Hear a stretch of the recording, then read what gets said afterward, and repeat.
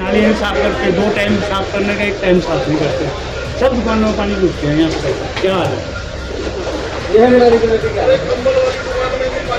सब दुकानों में पानी घुस रहा है, क्या है ये? जबकि इनको 2 बार टाइम 1 बार झाड़ू नहीं करते। इनको बोलो क्या कर रहे हैं?